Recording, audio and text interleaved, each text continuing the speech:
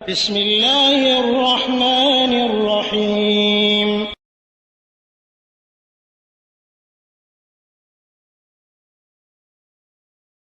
ওয়ালাইকুম আসসালাম রহমতুল্লাহ বারাকাত। দুবাই আল ইমারাত থেকে নাজমুল করিম ভাই জানতে চেয়েছেন যে নবী করিম সাল্লাল্লাহু আলাইহি সাল্লামের কর্মজীবন কি ছিল, তিনি কি উপার্জন করতেন, কি কামাই করতেন। আলহামদুলিল্লাহ ওয়াসসালাতু ওয়াসসালামু আলা রাসূলিল্লাহ। সম্মানিত ভাই, নবী করিম সাল্লাল্লাহু আলাইহি সাল্লাম তিনি আমাদের পথের দিশারি, তিনি আপনার আমার সবচেয়ে শ্রেষ্ঠতম আদর্শ।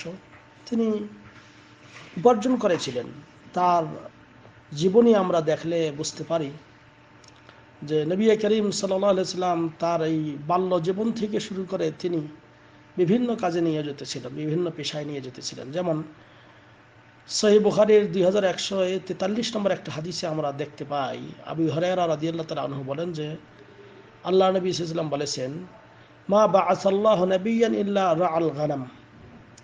আল্লাহ রাব্বুল আলামিন যত নবী পৃথিবীতে পাঠিয়েছেন তারা কিন্তু রাখাল ছিলেন। ফকাল আসহাবু, আল্লাহ নবী সাল্লাল্লাহু আলাইহি ওয়াসাল্লাম তার সাহাবা কেরামকে বলছিলেন, সাহাবায়ে কেরাম আল্লাহ নবীকে বললেন, ওয়া আনতা, হে আল্লাহ নবী আপনিও কি রাখাল ছিলেন? ফকাল নাআম কুনতু আরআহা আলা কারারিত লিআহলি মক্কা। নবী করিম সাল্লাল্লাহু আলাইহি ওয়াসাল্লাম বলেছিলেন যে হ্যাঁ, আমি মক্কাবাসীদের কিছু অর্থের বিনিময়ে কিছু দিরহাম বা দিনারের বিনিময়ে, কারারিত বলা হয় যে দিরহাম বা দিনারের বিনিময়ে আমি তাদের ছাগল চড়াইতাম। এটা রাসূলুল্লাহ সাল্লাল্লাহু আলাইহি ওয়াসাল্লামের প্রাথমিক যুগেই ছিল। অনুরূপভাবে আমরা তো ইতিহাস গ্রন্থ থেকে দেখতে পাই, যখন যে তার বয়স যখন এই যে 14-15 এরপর এই 25 বছর এরপর, সেই সময় তিনি ব্যবসা বাণিজ্য করছিলেন। যে নবী করিম সাল্লাল্লাহু আলাইহি ওয়াসাল্লাম তার চাচা আবু তালেবের সঙ্গে ব্যবসা করেছিলেন। এমনকি খাদিজা রাদিয়াল্লাহু তাআলা আনহার মালে তিনি ব্যবসায় সিরিয়ায় গিয়েছিলেন, আসছিলেন, এটা ইতিহাস মধ্যে প্রসিদ্ধ। এরপরে আল্লাহ রাব্বুল আলামিন আরও তিনি তাকে উত্তম আরও একটা উপার্জন দিয়েছিলেন, যেটা তার জন্য ছিল। এবং নবী করিম সাল্লাল্লাহু আলাইহি ওয়াসাল্লামের সেই উপার্জনটা ছিল কি, একটা হলো আল ফাই, আর একটা হলো আল গনিমা। এটা সর্বশ্রেষ্ঠ উপার্জন। ফাই কাকে বলা হয়?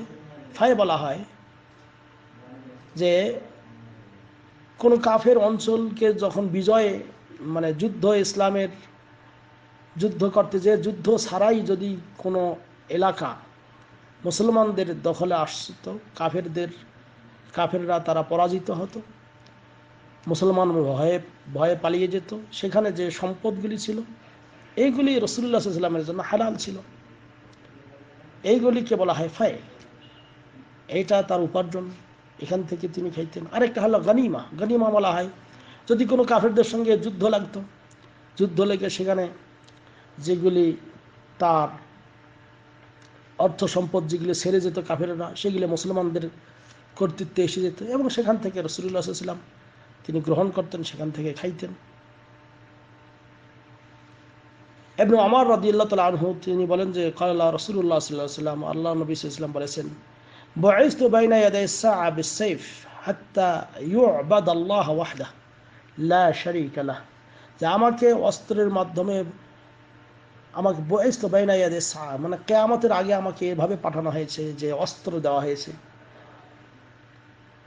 যেই অস্ত্র, যে সাইফ, অর্থাৎ যেখানে মুসলমান কাফেরের মধ্যে যেখানে যুদ্ধ হতো, যেটা দিয়ে কতক্ষণ পর্যন্ত, হাত্তা ইউ'বাদাল্লাহ ওয়াহদাহ, যতক্ষণ না আল্লাহর একত্ববাদের ইবাদত করা না হয়, লা শারীকা লাহ, যার কোনো শরীক নেই। এবং এখানে বলা হয়েছে যে ওয়াজুইলা রিজকি তাহতা জিল্লি রুমহি, আমার বল্লমের নিচেই আল্লাহ রাব্বুল আলামিন আমার রিজিক নির্ধারণ করেছেন, যেটা ইমাম আহমদের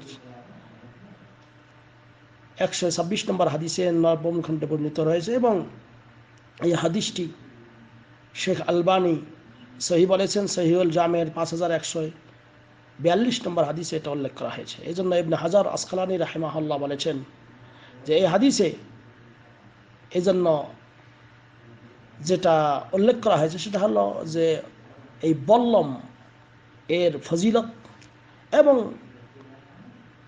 এই হাদিসে আরো প্রমাণিত যে সেখানে হলো কি গনিমত, এটা নবী করিম সাল্লাল্লাহু আলাইহি ওয়াসাল্লামের উম্মতের জন্যও এটা হালাল করা হয়েছে এবং নবীর জন্য হালাল ছিল।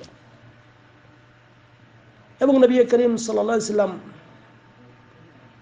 এর মাধ্যমেই তিনি উপার্জন করেছিলেন, এভাবেই তিনি তার জীবনযাপন করেছিলেন।